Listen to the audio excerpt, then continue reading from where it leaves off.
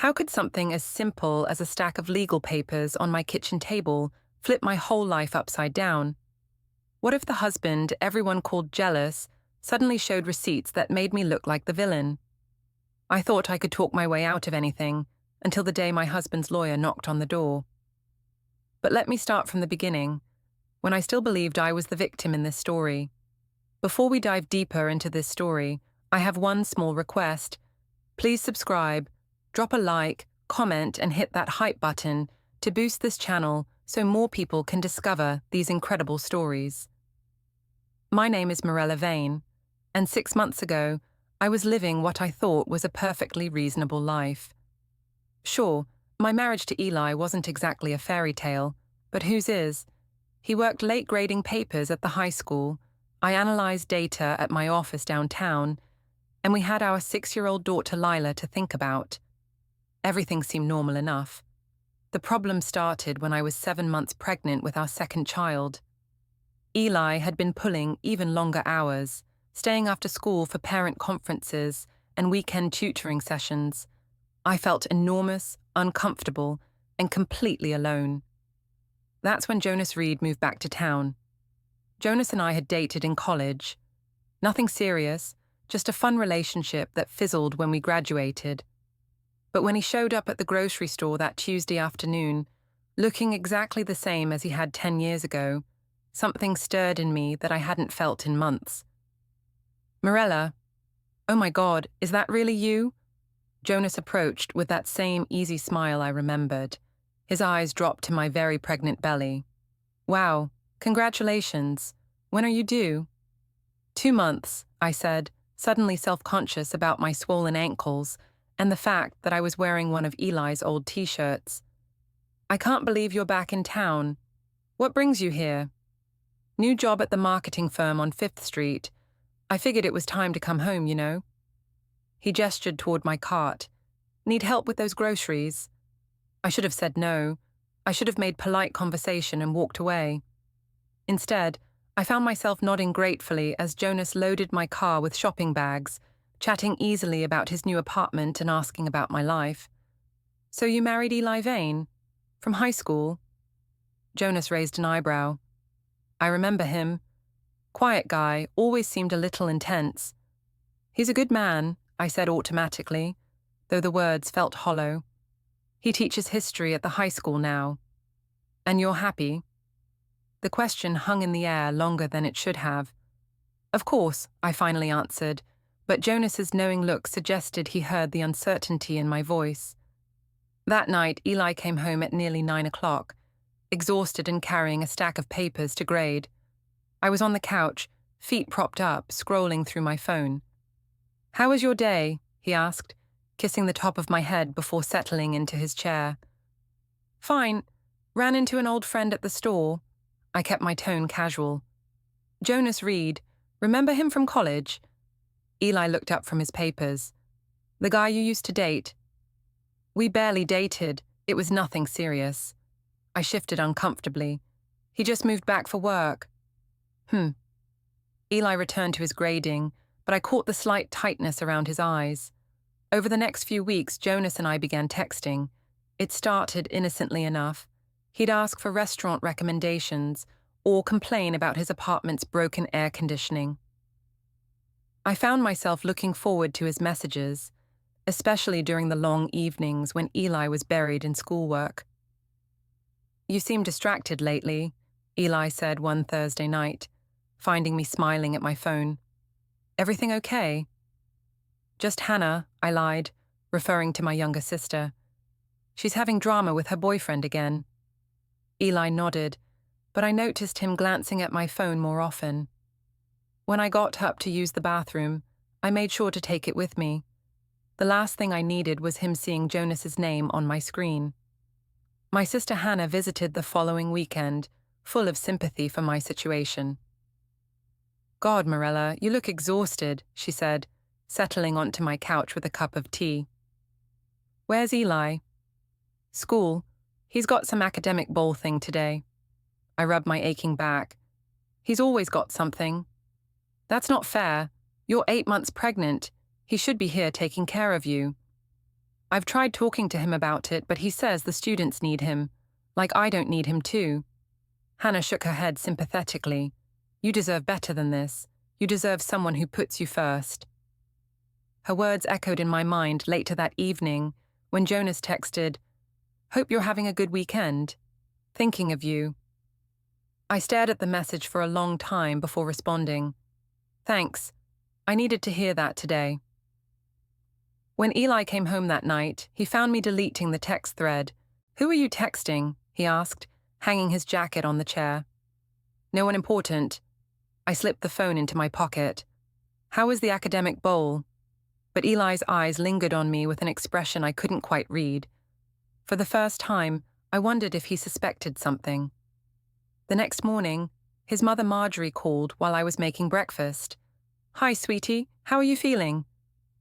Her voice was warm but concerned. I'm okay, tired, but that's normal. And how's Eli? He seemed stressed when I talked to him yesterday. I paused, spatula in hand. He's fine, just busy with work. You know, honey, these last few weeks before the baby comes can be really hard on a marriage. It's important to communicate with each other. There was something in her tone that made me defensive. We communicate fine, Marjorie. Of course you do. I just worry sometimes. Eli's always been sensitive, and with all the pressure at school. After she hung up, I felt a familiar surge of resentment. Everyone was always worried about Eli, always making excuses for him. What about what I was going through? What about my needs? I picked up my phone and scrolled to Jonas's number. Before I could second-guess myself, I typed, "Want to grab coffee this afternoon? I could use some adult conversation." His response came immediately. "Absolutely. I know just the place." The cafe Jonas chose was across town, a cozy little place I'd never been to before. I told myself it was just coffee with an old friend, nothing more. But as I applied lipstick in my car mirror before going inside, I knew I was lying to myself. Jonas was already waiting at a corner table, and he stood to hug me when I approached. The embrace lasted a beat longer than it should have, and I found myself breathing in his familiar cologne. "You look beautiful," he said, as we settled into our seats. "Pregnancy suits you." I felt myself blush. When was the last time Eli had complimented me? "Thank you. I feel like a whale most of the time." "Are you kidding? You're glowing." Jonas leaned forward, his attention completely focused on me. "So tell me everything. How's married life treating you?" The question opened a floodgate I hadn't realized was building. "It's complicated. Eli's a good father to Lila, and he works hard, but sometimes I feel like I'm invisible. Especially now, when I need him most." "What do you mean?" "He's never home, always at school, always grading papers or meeting with parents. I'm 8 months pregnant and I feel like I'm handling everything alone." The words poured out of me. "And when I try to talk to him about it, he gets defensive, says I don't understand the pressure he's under." Jonas reached across the table and squeezed my hand. "That's not fair to you.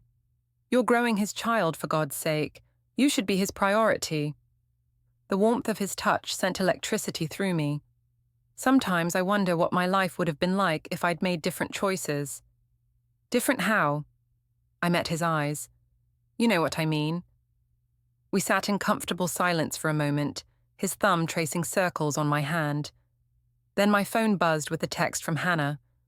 "Hope you get your smile back. You deserve happiness." "My sister," I explained, showing him the message. "She's been really supportive through all this." "She's right. You do deserve happiness." Jonas's voice was soft. "And you deserve someone who sees how amazing you are." We talked for 2 hours, and I found myself sharing things I'd never told anyone. My fears about the new baby, my loneliness in my marriage, my doubts about the future. Jonas listened without judgment, offering comfort and understanding in a way that Eli never seemed to. "I should probably head home," I finally said, though I didn't want the afternoon to end. "Of course, but Mirella..." Jonas stood and helped me with my jacket. "I want you to know that I'm here for you. Whatever you need, whenever you need it. You don't have to go through this alone. Driving home, I felt lighter than I had in months. For the first time in a long time, someone had really seen me, really listened to me. It felt like coming alive again. Eli was already home when I walked in, playing blocks with Lila on the living room floor. "Mommy," Lila ran to hug my legs. "Daddy made mac and cheese for dinner." "That's wonderful, sweetheart." I kissed the top of her head and looked at Eli. "Sorry I'm late. I ran into a friend and we grabbed coffee." "Which friend?" Eli asked, stacking blocks methodically. "Just someone from work." The lie came easily. "We were discussing a project." Eli nodded, but I caught him glancing at me with that same unreadable expression from the night before. Did he know I was lying? Or was I just being paranoid? Over the next few days, Jonas and I continued texting regularly. He'd send me funny memes during my lunch break, ask how I was feeling, share stories about his new job. It felt innocent enough, but I found myself looking forward to his messages more than I cared to admit. "You've been in a good mood lately," Eli observed one evening as I hummed while making dinner. "Have I?" I tried to sound casual. "I guess I'm just feeling better. The baby's been less active today." "That's good." He paused. "Tom called earlier. He wants to know if we're free for dinner this weekend." Tom was Eli's father, and family dinners were usually tense affairs where everyone asked pointed questions about our marriage and my pregnancy. "Do we have to go?" "He's trying to be supportive, Mirella, and Mum's been worried about us." "Worried about what?" Eli looked at me directly. "She thinks we've been distant lately, thinks we're not communicating well." I felt a flash of irritation. "So now your mother is monitoring our marriage." "She's not monitoring anything. She cares about us." Eli's voice was patient, but I heard the underlying tension. "Maybe she has a point. When's the last time we really talked?" "We talk all the time." "About grocery lists and Lila's schedule, sure. But when's the last time we talked about us? About how we're feeling?" The question made me uncomfortable because I knew the answer. I'd been sharing my feelings, just not with him. "I'm tired, Eli. I'm 8 months pregnant and exhausted. I don't have the energy for deep conversations right now."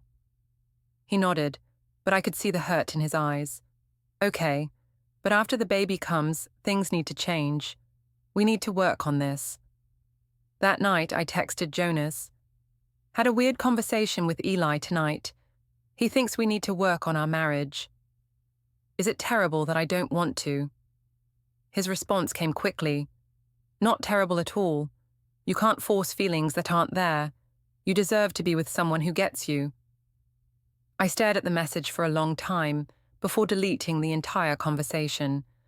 But Jonas's words stayed with me, echoing in my mind as I lay in bed next to my sleeping husband. The next day at work, my colleague Sarah approached my desk with a curious expression. "Hey, I saw you at Brewster's Cafe yesterday. Looked like you were having an intense conversation with that guy." My stomach dropped. "Oh, that was just an old friend. We were catching up." "He's cute. Single?" I'm not sure." I forced a laugh. "I'm a little too pregnant to be playing matchmaker right now." Sarah laughed too, but I noticed her glancing at my wedding ring. "Of course. Sorry, pregnancy brain moment. I forgot you were married for a second there." The comment bothered me more than it should have. How had I looked with Jonas that made Sarah forget I was married? And more importantly, why did that thought thrill me instead of worry me?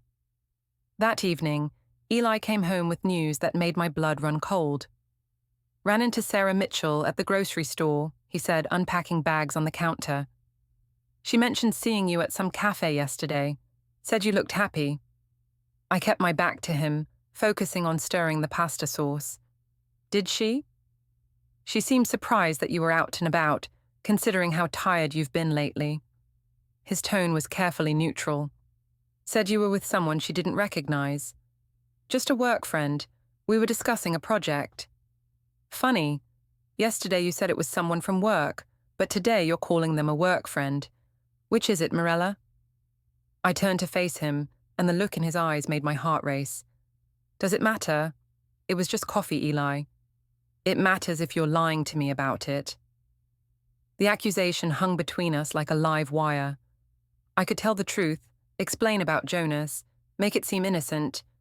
Instead, I went on the attack. I can't believe you're interrogating me about having coffee with a friend. This is exactly what I'm talking about, Eli. You're so controlling, so paranoid. I can't even leave the house without you questioning every detail. I'm not being controlling. I'm asking about your day. No, you're accusing me of lying. There's a difference. I turned back to the stove, hands shaking. Maybe if you were around more, you'd know what's going on in my life. Eli was quiet for a long moment. When he spoke again, his voice was tired. You're right. I have been working too much. After the baby comes, I'll cut back on the extra hours. His reasonableness made me feel worse, not better. Good. I'm glad we understand each other. But as we ate dinner, in uncomfortable silence, I knew we understood each other less than ever. And the worst part was, I wasn't sure I cared. 2 weeks later, we gathered at Eli's parents' house for Tom's 60th birthday party. I'd been dreading it all week, knowing the family would be watching us for signs of trouble. What I hadn't expected was for Jonas to show up. I hope you don't mind, I said to Eli as we walked up the front steps, but I invited Jonas to stop by. He doesn't know many people in town yet, and I thought it would be nice. Eli stopped walking. You invited your ex-boyfriend to my father's birthday party. He's not my ex-boyfriend. We barely dated in college. I adjusted my grip on Lila's hand. He's a friend, Eli, that's all. A friend you've been having secret coffee dates with. They weren't secret. I told you I was meeting a friend. You lied about who it was. Lila tugged on my dress. Mommy, why are you and Daddy arguing? I forced a smile. We're not arguing, sweetheart, we're just talking. I looked back at Eli. Can we please not do this here? Your family is waiting. Eli's jaw was tight, but he nodded. Fine, but we're talking about this later. The party was already in full swing when we arrived. Marjorie hugged us both, but I noticed her embrace with Eli lasted longer, and she whispered something in his ear that made him nod grimly. How are you feeling, dear? She asked me, her smile not quite reaching her eyes. Good. Tired, but good. I rubbed my belly. Only a few more weeks. Yes, I can see that. Her gaze was assessing. You look different, glowing, I suppose. Before I could respond, Jonas appeared at my elbow. Sorry I'm late, he said, kissing my cheek in greeting. Traffic was murder. He extended his hand to Eli. Good to see you again, Eli. Eli shook his hand with obvious reluctance. Jonas. And you must be Eli's mother. Jonas turned his charm on Marjorie. Mirella's told me so much about you. Thank you for including me today. Marjorie's smile was polite but cool. Of course.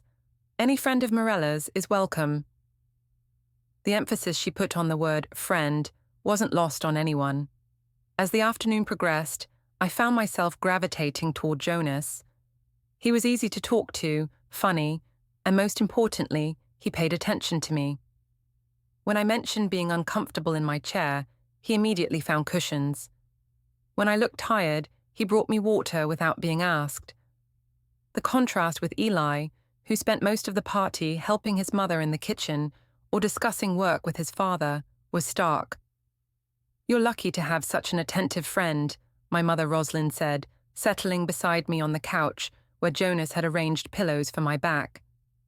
He's very thoughtful, I agreed, watching Jonas help Lila with a puzzle. He's very handsome too. Mom's tone was carefully neutral. Single. As far as I know. She sipped her wine. And how are things with Eli? Fine. Why does everyone keep asking me that? No reason. You just seem, I don't know, different lately. Happier, maybe. Before I could respond, Tom called for a family photo. Everyone gathered around his chair, jockeying for position. Eli moved to stand behind me, his hands on my shoulders, but I felt awkward and uncomfortable. Wait, I said, pulling away. Jonas, would you mind taking the picture? You have such a good eye for photography. The silence that followed was deafening. Eli's hands dropped from my shoulders as if I'd burned him. Marjorie's lips pressed into a thin line. Even Tom looked uncomfortable. "I'm sure Eli can handle taking a family photo," Marjorie said icily. "Of course he can," I said quickly, realizing my mistake. "I just thought, Jonas has professional equipment at work, so he might." "It's fine," Eli said quietly. "Jonas, would you mind?" Jonas looked between us uncertainly. "Sure, if that's what everyone wants." As he positioned us for the photo, I felt the weight of disapproving stares from Eli's family. Hannah, who had arrived late, squeezed in next to me. "Smile, everyone," Jonas called out, snapping several shots. After the photos, the party seemed to split into factions. Eli's family clustered around the kitchen, speaking in low voices. Hannah and I sat with Jonas in the living room, and I found myself laughing at his stories about his new job. "You should see my boss," Jonas was saying. "The man wears the same tie every day. I'm convinced he has 20 identical ties in his closet." "That's hilarious," Hannah giggled. "Mirella, you never told me Jonas was so funny." "He always was," I said, smiling at him. "Even in college, he could make me laugh when I was stressed about exams." "Those were good times," Jonas said, his eyes meeting mine. "Simpler times." I felt a flutter in my chest that had nothing to do with the baby. They were. From across the room, I caught Eli watching us, his expression unreadable. When our eyes met, he looked away. The party began winding down around 6. As people gathered their coats and said their goodbyes, Jonas helped me to my feet. "Thanks for inviting me," he said. "Your family is wonderful." "Thanks for coming. I'm glad you got to meet everyone." "Me too." He hugged me goodbye, and again, the embrace lasted longer than it should have. "Take care of yourself, okay? Call me if you need anything." As Jonas left, I noticed him pull out his phone. A few minutes later, my own phone buzzed with a notification. He'd tagged me in a group photo on social media, one where I was standing close beside him, both of us laughing at something off camera.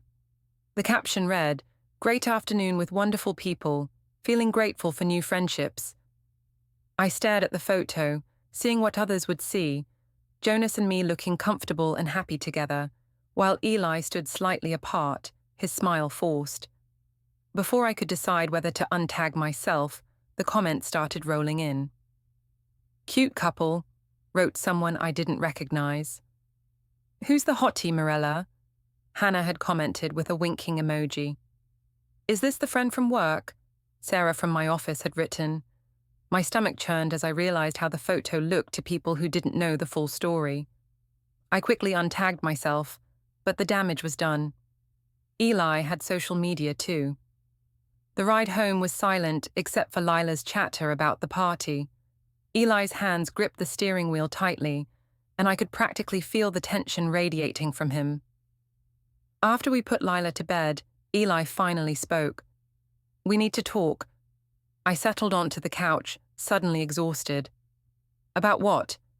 "About Jonas. About the photo he posted. About what's really going on here." "Nothing's going on. He's a friend." "Friends don't look at each other the way you two were looking at each other today."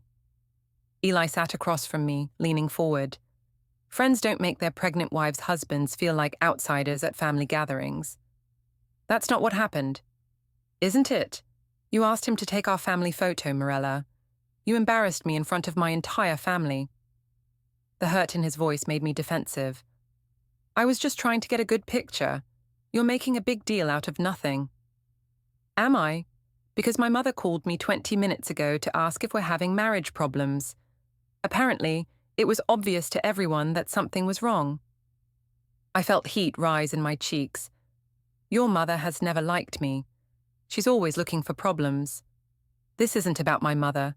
This is about you and me, and the fact that you're clearly developing feelings for another man." The accusation hung in the air between us. I could have denied it, could have reassured him, could have worked to save our marriage in that moment. Instead, I attacked. "Maybe if you paid half as much attention to me as Jonas does, we wouldn't be having this conversation." Eli's face went pale. So, you admit there's something to discuss. I admit that I'm lonely, Eli. I admit that it's nice to have someone notice when I'm uncomfortable or tired or need help. I admit that it feels good to have someone actually listen when I talk instead of grading papers or thinking about work. I listen to you. No, you don't. You hear me, but you don't listen. There's a difference. I struggled to my feet. I'm going to bed. I'm too tired for this. As I walked toward the bedroom, Eli called after me. This isn't over, Mirella. We're going to figure this out. But lying in bed that night, staring at the ceiling while Eli tossed and turned beside me, I wasn't sure there was anything left to figure out. The distance between us felt insurmountable, and for the first time, I wasn't sure I wanted to bridge it. My phone buzzed with a text from Jonas. Hope I didn't cause any problems today. You seemed tense when I left. I stared at the message for a long time before responding. Not your fault, just family drama. Thanks for coming. Anytime. You know I'm here for you. I deleted the conversation before Eli could see it, but Jonas's words echoed in my mind as I finally drifted off to sleep. At least someone was there for me. 3 weeks later, I went into labor on a Tuesday morning while Eli was at school. The contraction started gradually, so I wasn't immediately concerned. I texted Eli to let him know, but he was in the middle of teaching and didn't respond right away. By noon, the contractions were coming every 5 minutes. I called the school, but the secretary said Eli was in a meeting with parents about a student's failing grade and couldn't be interrupted. Can you please tell him it's urgent? I asked, gripping the kitchen counter as another contraction hit. I'll give him the message as soon as the meeting ends, she promised. Frustrated and in increasing pain, I called Hannah. Oh my God, you're in labor, she squealed. Where's Eli? Stuck in meetings. Can you take me to the hospital? I'm in Chicago for work, remember? I won't be back until tonight. She sounded panicked. What about your mum? She's visiting Aunt Carol in Florida. Another contraction made me gasp. I can't reach anyone. Call an ambulance. I'm not calling an ambulance for labor. I just need a ride. As if summoned by my desperation, my phone rang. Jonas. Hey, how are you feeling today? His voice was warm and concerned. Actually, I'm in labor, I said, trying to keep my voice steady. Eli's stuck at work and I can't reach anyone else. I don't suppose... I'm on my way, he said immediately. Don't move. I'll be there in 10 minutes. True to his word, Jonas arrived quickly, taking charge of the situation with calm efficiency. He grabbed my hospital bag, helped me to his car, and drove carefully but quickly to the hospital. You're doing great, he said as we pulled into the hospital parking lot. Everything's going to be fine. Thank you, I said, genuinely grateful. I don't know what I would have done without you. That's what friends are for. At the hospital, Jonas stayed by my side as the nurses got me settled into a room. He held my hand through contractions, fetched ice chips when I asked, and kept me distracted with gentle conversation. Have you reached Eli yet? He asked as I finished texting my husband again. He's not responding. The school said he's dealing with some crisis with a student's parents. I felt another wave of resentment.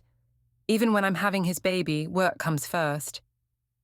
I'm sure he'll be here soon, Jonas said diplomatically, though I caught the disapproval in his eyes. An hour passed, then 2. The contractions were getting stronger, and I was dilating quickly. The nurse said the baby would probably arrive within the next few hours. Still no word from your husband? Dr. Martinez asked during one of her checks. He's on his way, I said, though I wasn't sure that was true.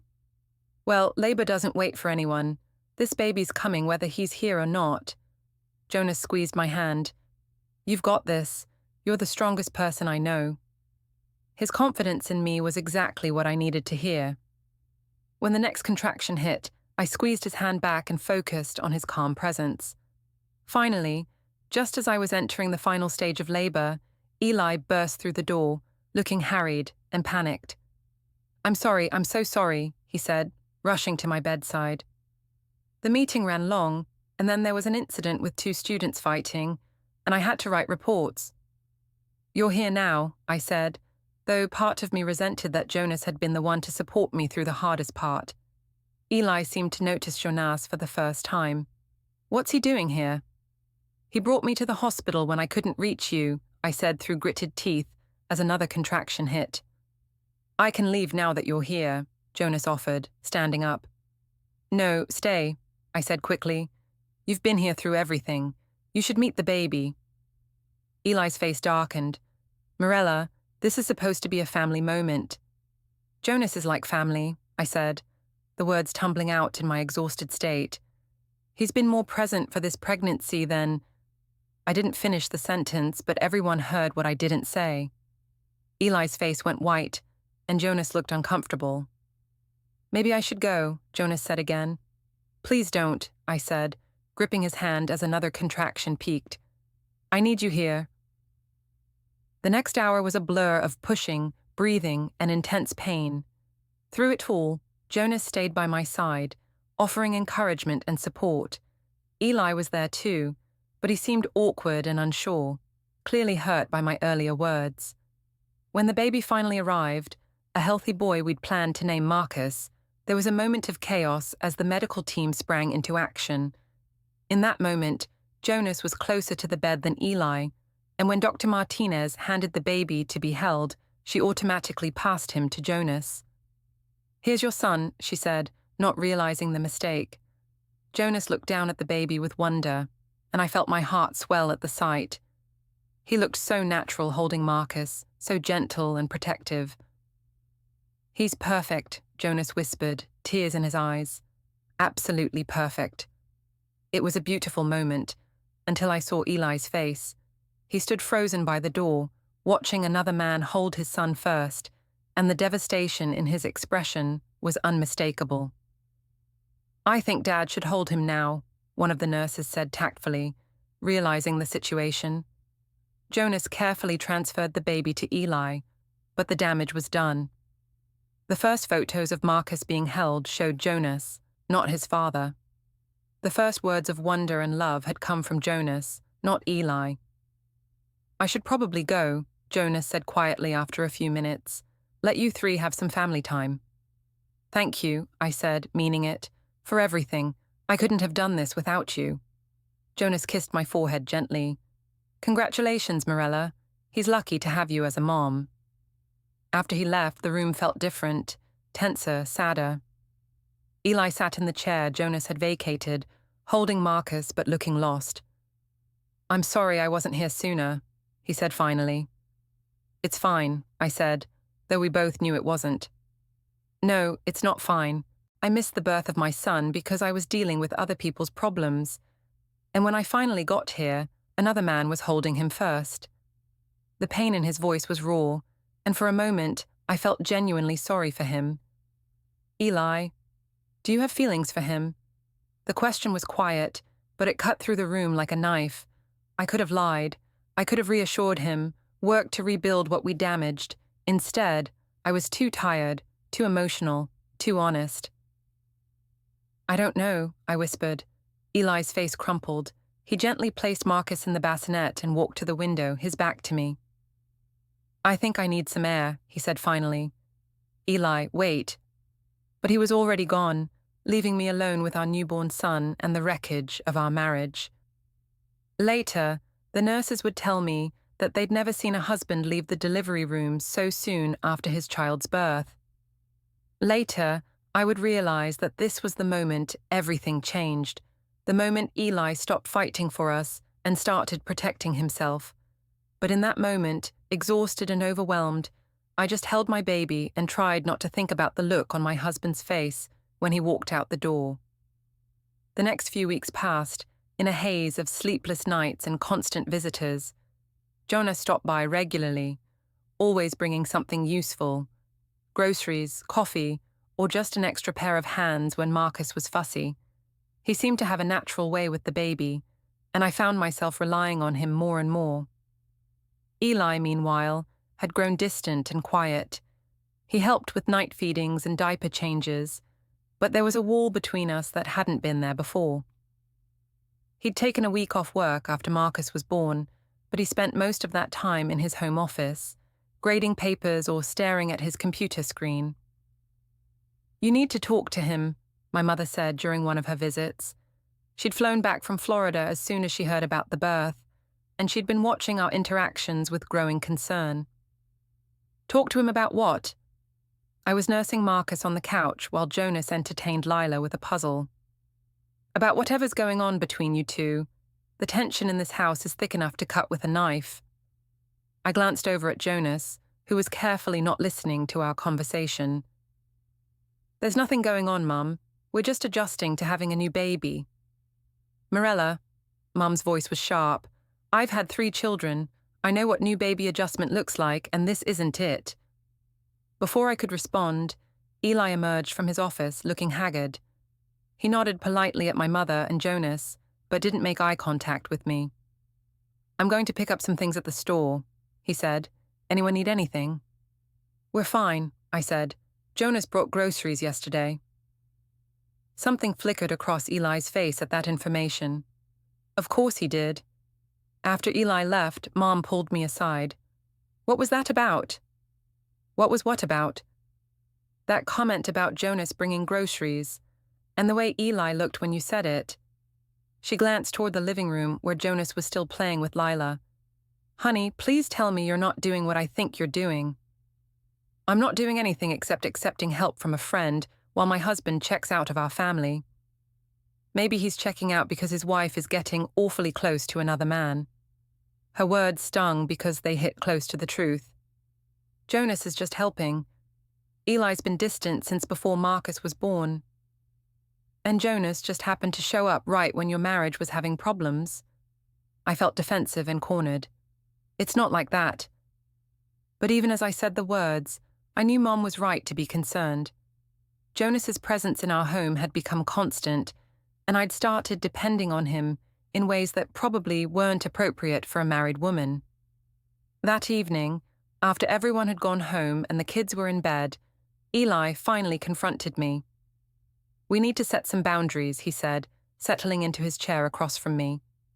"Boundaries about what?" "About Jonas, about how often he's here, how involved he is with our family." I felt my defenses rise. "He's been incredibly helpful. More helpful than you've been, frankly." "That's not fair." "Isn't it? He was the one who drove me to the hospital. He was the one holding my hand through labor while you were dealing with work drama. He's the one bringing groceries and helping with Lila while you hide in your office."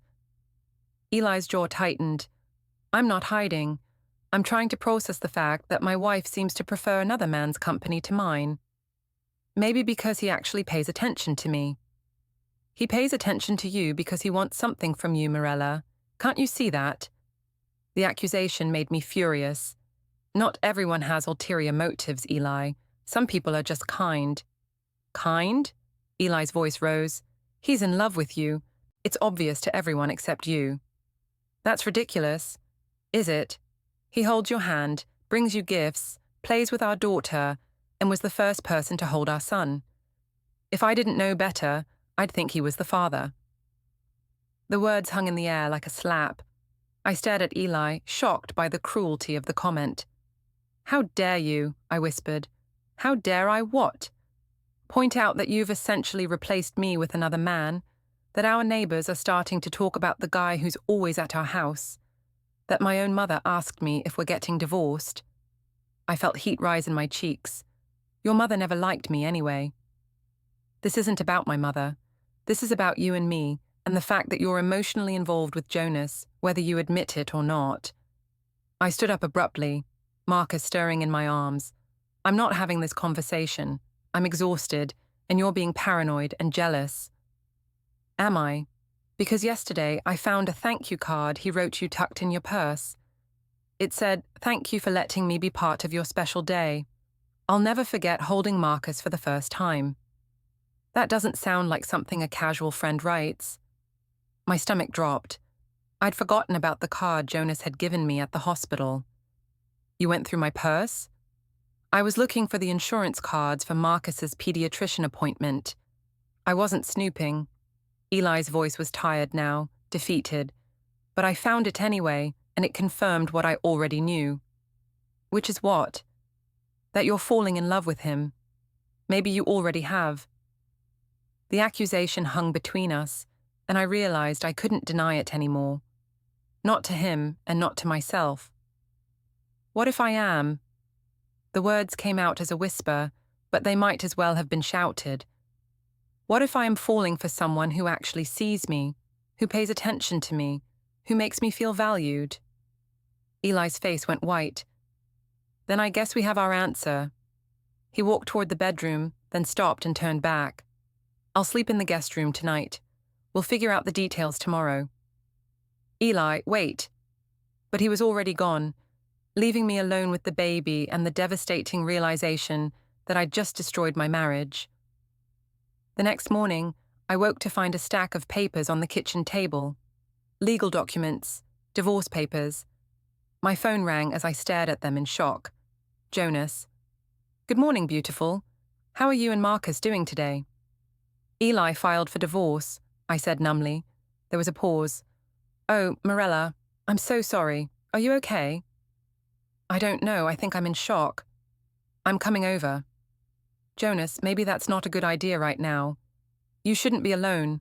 I'll be there in 20 minutes. As I waited for Jonas to arrive, I read through the legal papers with growing alarm. Eli wasn't just asking for a divorce, he was asking for primary custody of both children. The documents cited emotional abandonment and inappropriate relationship with a third party as grounds. When Jonas arrived, he found me crying at the kitchen table. Hey, he said, pulling me into his arms. It's going to be okay. We'll figure this out. Will we? He's asking for custody, Jonas. He wants to take my children. Jonas held me tighter. He's hurt and angry. He's not thinking clearly. No judge would take children away from their mother without serious cause. What if he has serious cause? What if everyone thinks what he thinks, that we're having an affair? Jonas pulled back to look at me. Are we? Having an affair, I mean. The question hung between us, loaded with possibility and danger. I don't know, I whispered. I don't know what this is. Jonas cupped my face in his hands. I know what it is for me. I'm in love with you, Mirella. I have been since the day I saw you in that grocery store, and I think you feel the same way. Before I could respond, he kissed me. It was soft and gentle, and everything I'd been craving for months. For a moment, I let myself sink into it, let myself feel wanted and desired and valued. Then reality crashed back in, and I pulled away. I can't. Not now. Not like this. Jonas nodded, understanding. I know. But when you're ready, when all this is settled, I'll be here. We can have the life we should have had all along. As he held me, I allowed myself to imagine that life, a life where I was appreciated and cherished, where I didn't have to beg for attention or affection. It seemed perfect. I just didn't realize yet how much that perfect life was going to cost me. 3 months later, I sat across from Eli in mediation, still telling myself mothers always win. I was wrong. His lawyer slid folder after folder across the table. Every late-night text to Jonas, every photo, every grocery receipt he'd paid for while Eli was at work, every visitor log from the hospital where Jonas held our newborn son before Eli even knew he'd been born. She read my own words back to me like a criminal indictment. You deserve someone who sees how amazing you are. I don't know if I want to fix this marriage. Eli just doesn't get it. What had felt like harmless venting in the dark now sounded like a slow, deliberate betrayal spoken out loud in daylight. Then came Lila's teacher's statement. She told the class Daddy cries at night and Mummy has a new friend who comes over when Daddy's not home. My 6-year-old noticed. My 6-year-old was hurting. And the court noticed too. The mediator didn't even blink. Primary custody, Eli, house, Eli.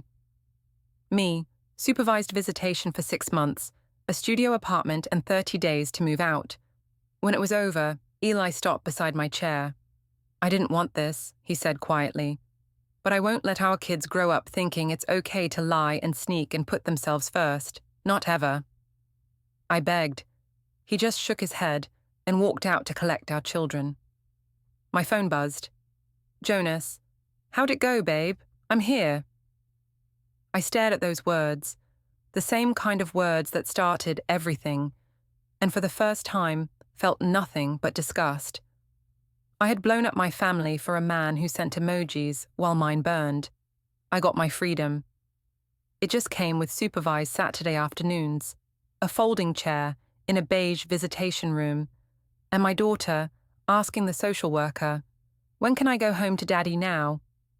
Turns out, free to be with Jonas cost me the only two people who ever needed me unconditionally, and no amount of "I'm here for you" texts will ever make that a fair trade.